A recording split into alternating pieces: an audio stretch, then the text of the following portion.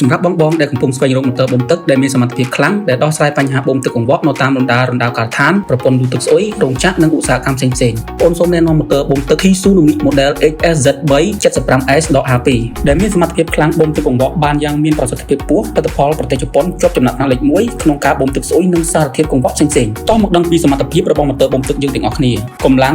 0.75 kW បូមទឹកបានកម្ពស់រហូតដល់18ម៉ែត្រចំនួនទឹកបូមបាន 0.3 ម៉ែត្រគីបក្នុង1នាទីប្រើភ្លើង220 វ៉ុលរហូតដល់240 វ៉ុលទំហំមាត់ច្រកចេញចូល DN 80 មីលីម៉ែត្រកម្រិតការពារជម្រាបទឹក IP68 អាចដាក់ក្នុងទឹកជម្រៅបានរហូតដល់10ម៉ែត្រច្រកចូលខ្សែភ្លើងការពារជម្រាបទឹកបានយ៉ាងល្អ